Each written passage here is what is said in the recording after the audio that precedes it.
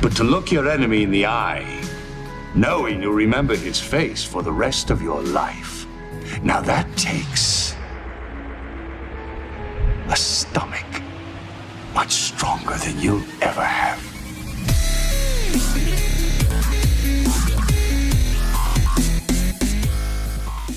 Welcome, ladies and gentlemen, to Mod Roundup 2018.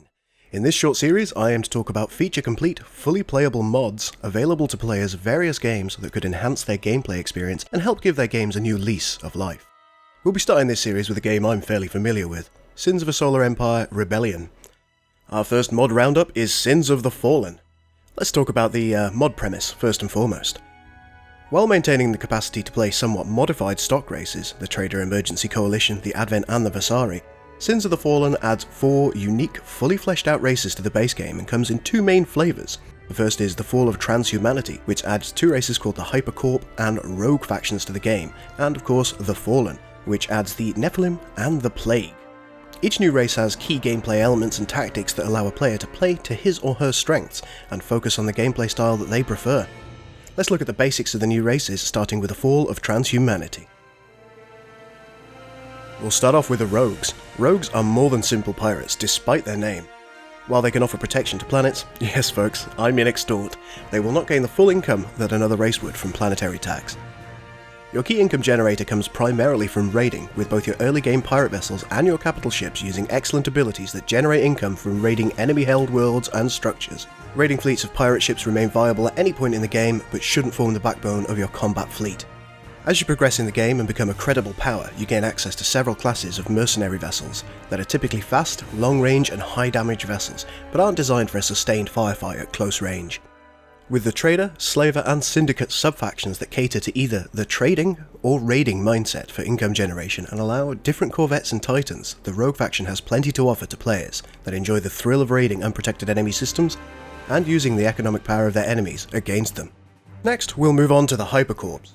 The Hypercorps have developed beyond mere humanity, and rather than adapting their environment to suit their needs, they focus on adapting their genome to suit their environment. Coming in 2 main flavours, a nanotechnology focus and a psi-technology focus, the Hypercorp factions can be fantastic and well-balanced faction to play as. Gaining excellent tax rates due to their ability to adapt their genome to suit their planetary environment through research, the Hypercorp can be a powerful economic player throughout the game through traditional income growth via colonization. While their ships are fairly middle of the road in their stats, being neither geared towards prolonged melee or raiding strikes, the Hypercorp factions are better suited to being on the attack, as they gain a damage bonus when exiting hyperspace at an enemy-held world, and can upgrade their vessels to outmaneuver and simultaneously debuff the movement of enemy vessels, making them a credible first strike faction. We'll now move on to the factions that share the eponymous name of the mod, the Fallen. We'll start with the Plague. The Plague are a vampiric race that have spent millennia preying on and devouring lesser races.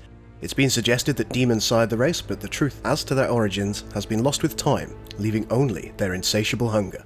The Plague are able to field a larger fleet than most races and use organic birthing sacs to generate new vessels quickly and effectively by growing them in situ. Plague vessels gain stats dependent on how long they've lived, using the research you've conducted as a baseline.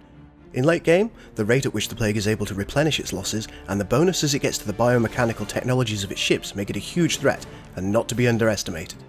Despite the fact that its ships aren't the strongest in the mod's lineup, it's a unique feeling faction to play, and the work that's gone into creating it shines through, allowing for an immersive and extremely fun experience. Let's move on to their arch enemy.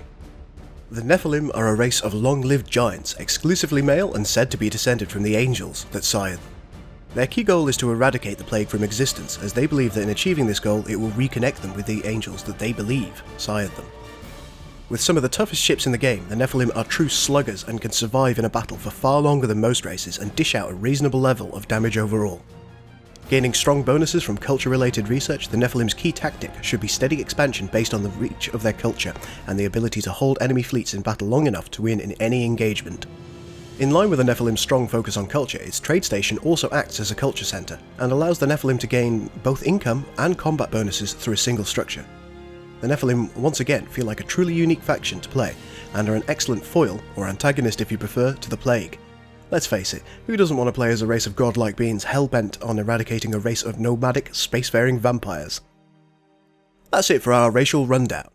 If you as a player want a more in-depth breakdown of the races individually, let me know by liking the video and commenting with a race that you'd like a full breakdown of, and I'll think about doing so in a future video. Before we end this mod roundup, we should probably talk about the best and worst features of Sins of the Fallen, in my personal opinion. The best features of Sins of the Fallen are the unique races and gameplay styles that they produce, and the variety that Zombie Rust 5 has created.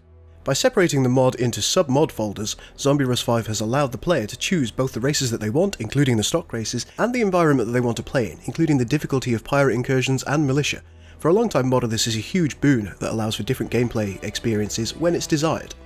The worst? Well, uniquely it's very much the same variety that causes this. When downloading the full version of the mod, it can be a very complex process for new mod users to install correctly, leading to some frustration early on. Fortunately, Zombie Rust 5 has somewhat mitigated this by creating a baked version of the mod that cuts down on your options, but creates a single mod folder. There's also the option of downloading the Sins mod manager, which I've linked below. This can make installing the full version of the mod a pain-free process and allow you to change your options quite easily. All in all, I consider Sins of the Fallen to be probably the most unique mod for Sins, as its focus is on far less prominent sci-fi material than most of the mods that we have. The work that's gone into this mod over the years makes it one of the best and most enjoyable to play, and I highly recommend that you give it a download. You won't be disappointed. If you've enjoyed this short mod rundown, make sure to like the video and hit the subscribe button and bell for more of the same in the future. If you've got a question about the mod or about modding in general, leave me a comment. I read every one of them and I will make every effort to respond. For now folks, keep modding. This is the Gul, out.